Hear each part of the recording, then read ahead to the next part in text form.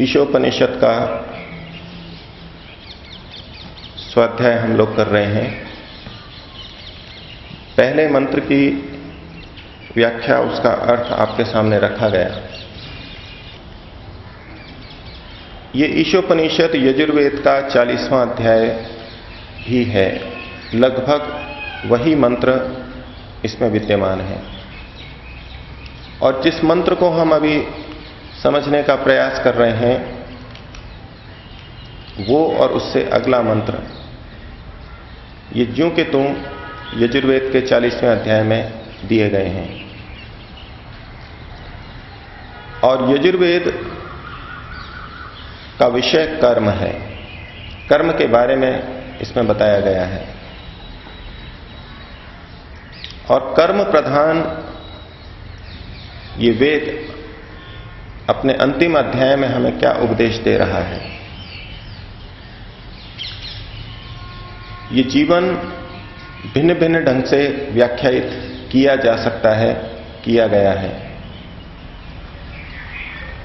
लेकिन एक दृष्टि से देखें तो ये जीवन लेन देन के अलावा कुछ नहीं है। इस जीवन में हम बहुत कुछ दूसरों को देते हैं और बहुत कुछ दूसरों से लेते हैं।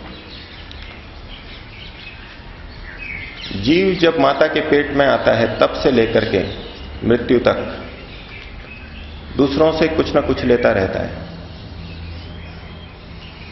और जब उसकी क्षमता होती है तो दूसरों को देना भी शुरू करता है। लेकिन प्रारंभ में केवल वो लेता है। चाहे हमारा व्यापार हो, चाहे हम नौकरी करते हों, चाहे हम अध्यापन करते हों, चाहे हम सड़क बनाते हों, चाहे हम अन्न उत्पन्न करते हों, चाहे और कोई कार्य करते हों, हर जगह लेना और देना विद्यमान है। शासन है तो वहां भी लेना और देना विद्यमान है। सरकार कुछ लेती है, कुछ देती भी है। संस्थाएं कुछ लेती भी हैं और देती भी हैं। परिवार में हम 5-7 जने रहते हैं, वहां भी हमारा लेना देना चलता ही रहता है। और परिवार में सबसे अधिक लेना देना होता है। और इस लेने देने के द्वारा हम एक दूसरे का उपकार करते हैं। समाज की स्थिति अच्छी प्रकार से चले, इसलिए लेना देना चलता रहता है। जब ये जीवन सारा लेना देना ही है, तो उसके लिए सबसे प्रमुख और महत्वपूर्ण निर्देश हमें मिलना आवश्यक है कि संसार में कब हम लें और कब दें। ये लेन देन किस प्रकार से करें। इस मंत्र की दूसरी पंक्ति में लेने का विधान किया गया। हम किस प्रकार से लें। दूसरों के द्वारा छोड़ी हुई चीज को लें। दूसरे जब हमको देने को उद्यत हों तो ही हम लें, नहीं तो ना लें। कल इसके बहुत से लौकिक उदाहरण आपके सामने रखे थे। और यदि हम दूसरे की चीज बिना त्यागे हुए लेते हैं तो ये हमारी गर्धा, हमारा लोभ, हमारा लालच कहलाएगा और इससे समाज में विकार आने शुरू होंगे। कल इस विषय को रखते हुए मैंने आपके सामने बात रखी कि स्वामी दयानंद जी ने सत्यार्थ प्रकाश में धन लेने वालों के लक्षण लिखे हैं, पात्र और कुपात्र के लक्षण लिखे हैं। किसको धन देना चाहिए, किसको नहीं देना चाहिए। प्रसंग ये था कि स्वामी जी ने विभिन्न तरह के दानों का निषेध किया। वैतरणी नदी पार करने के लिए गाय का दान कर दीजिए, ऐसा होने के लिए इतना दान कर लीजिए। बहुत तरह के दान जो आजकल धर्म के नाम पर चलते हैं, उसका स्वामी जी निषेध कर रहे थे, खंडन कर रहे थे। तो प्रश्नकर्ता ने पूछा, तो क्या आपकी दृष्टि में, अर्थात स्वामी दयानंद जी की दृष्टि में, क्या कोई दान नहीं लिया जाना चाहिए। तो इसका उत्तर देते हुए स्वामी जी लिखते हैं कि दान तो देना चाहिए, लेकिन सुपात्र और कुपात्र का निश्चय करके देना चाहिए। यदि हम दोबारा मांगते हैं तो हम कुपात्र के लक्षणों में चले जाएंगे, हम पात्र नहीं रहे। यानी हमने मांगा और दूसरे ने नहीं दिया तो अब हमको दोबारा नहीं मांगना चाहिए। तो इस विषय पे गर्ग जी का प्रश्न आया कि क्या ईश्वर के संदर्भ में भी यही बात हमें लागू करनी होगी? हम ईश्वर से भी प्रार्थना करते हैं, प्रतिदिन वेद मंत्रों के माध्यम से अथवा अपनी भावना से ईश्वर से प्रार्थना करते ही रहते हैं। तो क्या एक बार हमने यदि ईश्वर से मांगा और ईश्वर ने उसकी पूर्ति नहीं की तो क्या हम मांगना छोड़ दें, ईश्वर से प्रार्थना न करें? इस बिंदु के ऊपर आपके सामने और विचार रखूंगा, लेकिन इसको समझने के लिए हम पहले उस संदर्भ को देखें कि स्वामी दयानंद जी ने वहां सत्यार्थ प्रकाश के 11वें समोल्लास में पात्र कुपात्र की चर्चा करते हुए क्या लिखा है। वाक्य बड़े सरल हैं और सहजता से समझ में आते हैं, लेकिन बड़े गंभीर और भाव लिए हुए हैं, बड़ी ऊंची और सूक्ष्म बातों को साथ में लिए हुए हैं। जीवन के अंदर इन सब तत्वों की हमें आवश्यकता है।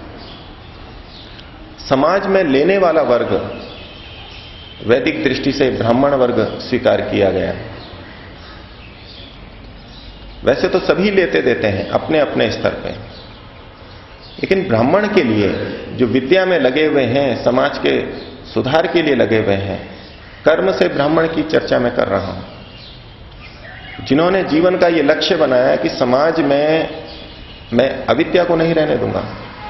जहां भी अंधविश्वास अविद्या होगी, मेरी पहुंच होगी, मैं वहां उस अंधविश्वास और अविद्या को हटाने का प्रयास करूंगा। इस लक्ष्य को जो लेके चल रहा है। और वैदिक दृष्टि से ब्राह्मण को, इस प्रकार की वृत्ति वाले को सबसे ऊंचा माना गया। क्षत्रिय, वैश्य और शूद्र तीनों से ऊंचा माना गया। कारण क्या था कि वो अपने लिए उस तरह से नहीं कमाता जिस तरह से क्षत्रिय, वैश्य और शूद्र कमाते हैं। ब्राह्मण के लिए भिक्षा का विधान है, वो दूसरों से लेता है, दूसरे अपने आप उसको जो दे देते हैं वो लेता है। ये ब्राह्मण की वृत्ति है, वो धन के पीछे भागता नहीं है। और जिस मंत्र को हम अभी समझने का प्रयास कर रहे हैं, मैं कहा मां गृधः कस्य धनम, दूसरे के धन की लालसा मत कर, लोभ मत कर। लेकिन हमें दूसरी तरफ विधान मिलते हैं कि ब्राह्मण तो हमेशा मांगता ही है, दूसरों से लेता ही है। वो स्वयं उस तरह से धन नहीं कमाता जैसे कि क्षत्रिय, वैश्य और शूद्र कमाते हैं। तो क्या उसको दूसरों से नहीं लेना चाहिए? दूसरों के धन को नहीं चाहना चाहिए? उसको मांगने का विधान किया गया है। वो ले सकता है, लेकिन किस तरह लेगा ये भी साथ में बताया गया है। दूसरों का धन जैसे चोर या जेब कतरा हड़पता है, अथवा मिलावट करने वाला हड़पता है, या धोखा देकर के अधिक मूल्य की वस्तु बेच दे, अधिक मूल्य में वस्तु बेच दे, वो जैसे धोखा करता है, इस तरह से दूसरे का धन लेने का विधान तो किसी को भी नहीं है। ब्राह्मण को लेने का विधान है, लेकिन उसके लिए भी विधि बताई गई, ऐसा करके लें और ऐसा व्यक्ति ले सकता है। और जब हम ये देखते हैं कि तेन त्यक्तेन भुंजीथा, उनके द्वारा छोड़े हुए को हम लें, और यदि कोई लेने वाला ही ना हो, यदि कोई दूसरे के धन को लेता ही ना हो, तब तो छोड़ने की बात भी संगत नहीं होगी, दान देने की बात भी संगत नहीं होगी। दान देने का विधान तो तभी संगत है जब लेने वाले भी हों, अब वो विधि विधान से लें। तो देने का भी विधान है, दूसरे का धन लिया जाता है, लेकिन कैसे लिया जाता है वो यहां पात्र कुपात्र सुपात्र के अंदर लिखा है। और बहुत सी बातें लिखी हैं, उनको आप अवश्य पढ़ें, ध्यान देने योग्य है और हमको भी बोध होगा। बहुत सारी बातें लिखी हैं, लेकिन इस प्रसंग में जो बातें लिखी हैं उसको आप देखेंगे कि तेन त्यक्तेन भुंजीथा मां गृधः कस्य धनम, ये वेद का भाव ही सब जगह पिरोया हुआ है, ऐसा प्रतीत होगा। पहले कुपात्र के लक्षणों में स्वामी जी लिखते हैं कि जो कोई दाता हो, जो कोई देने वाला हो,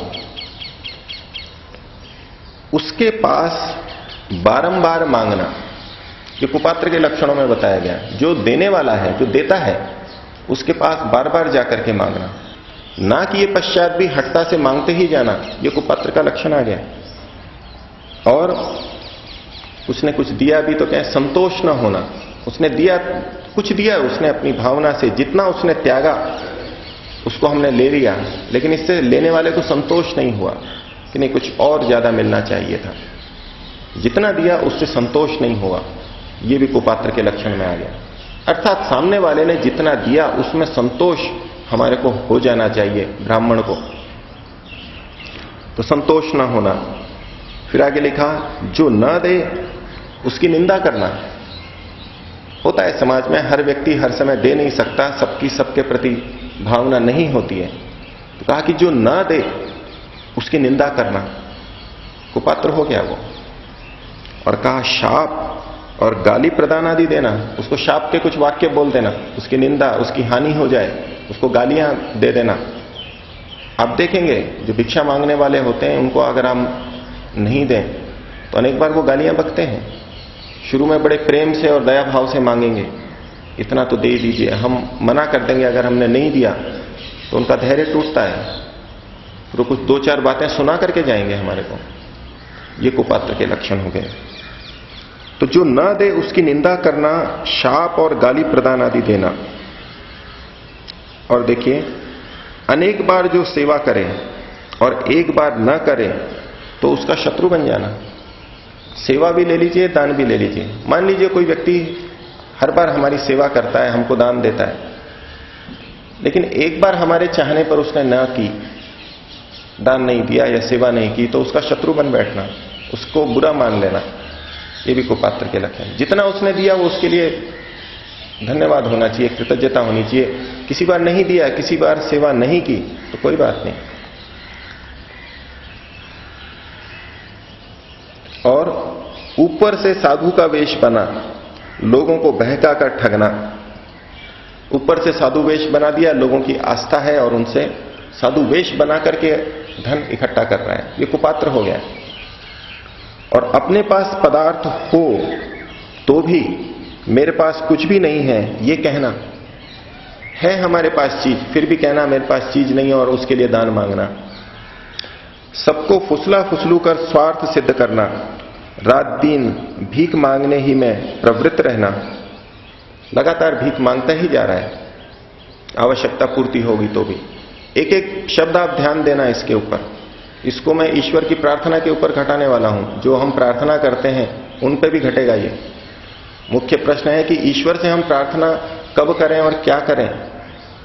ये लौकिक व्यवहार से ईश्वर के साथ भी व्यवहार हमें समझ में आएगा। तो कहा कि रात दिन भीख मांगने ही में प्रवृत्त रहना। और आगे कहा, निमंत्रण दिए जाने पर, किसी ने बुलाया प्रेम से और वो भी गया, लेकिन कैसे कर रहा है, यथेष्ट भांग आदि मादक द्रव्य खा पी कर बहुत सा पराया पदार्थ खाना। और ऐसा होता है आजकल। आप हरिद्वार, ऋषिकेश, काशी में जाएंगे, वहां ऐसे व्यक्ति मिलेंगे, आज भोजन है तो भांग खा करके जाएंगे। शादी ब्याह में भी करते होंगे लोग। भांग खाने के बाद में व्यक्ति अधिक भोजन खा सकता है। सामान्य अवस्था में उतना भोजन नहीं खाया जाता, उतनी गरिष्ठ चीजें नहीं खा सकता। आप में से जिनने भांग का सेवन किया उनको पता होगा। कुछ बार मैंने भी सेवन किया, विद्यार्थी काल में गोट होती थी तो भांग लेते थे। आप देखेंगे और भांग से भूख भी बढ़ती है, अधिक खा सकते हैं आप, और खाने के बाद में जल्दी पच भी जाता है। बिना भांग खाए आप ज्यादा खा लेंगे तो बहुत देर तक परेशान होंगे, लेकिन भांग खाने के बाद में आपको जल्दी पचेगा और जल्दी ही भूख भी लग जाएगी। तो ये जो सारा का सारा विधान बताया गया कि इनके लिए, कुपात्रों के लिए बताया गया। ऐसा होता है। और आज के उपदेशकों को भी आप देख लीजिए, कर्मकांडियों को, पंडितों को देख लीजिए, ये सब बातें मिलेंगी।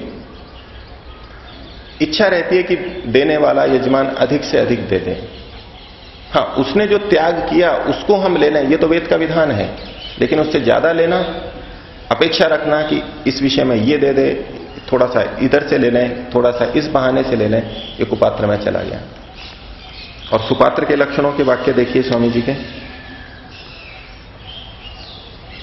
लिखते हैं, जो कोई प्रीति से जितना देवे, जो कोई प्रीति से जितना दे दे, ये तेन त्यक्तेन की बात है, उसके द्वारा छोड़ा गया है प्रीति से। अप्रीति से भी ले लिया जाता है जबरदस्ती, उसके ग्रहण की बात नहीं है। हम जोर दे करके दूसरे को लिहाज रख करके भी दूसरे से पैसे ले लेते हैं या सहयोग ले लेते हैं, परिवार के अंदर भी चलता है, उसकी बात नहीं है। प्रीति से जो दे दे, तो जो कोई प्रीति से जितना देवे उतने ही से प्रसन्न रहे, उतने से ही प्रसन्न हो जाए, बस जितना दिया उसी में कृतज्ञता और कृपा को माने। और आगे कहा, एक बार आपत्काल में मांगे भी, हमको आपत्ति काल है उस समय भी हमने मांगा, एक सामान्य स्थिति में मांगा जाता है, एक आपत्ति काल में मांगा जाता है, दोनों के नियम कुछ अलग हो जाते हैं। आपत्ति काल में हम मांग भी सकते हैं, सामान्य स्थिति में हम नहीं मांगते। आपत्ति काल में मांगना भी धर्म हो जाता है, उसमें दोष नहीं बनता, लेकिन आपत्ति काल में भी मांगने पर, न देने व वर्जन पर भी, सामने वाले ने मना कर दिया, वर्जन कर दिया, इतने पर भी दुख व बुरी चेष्टा न करना।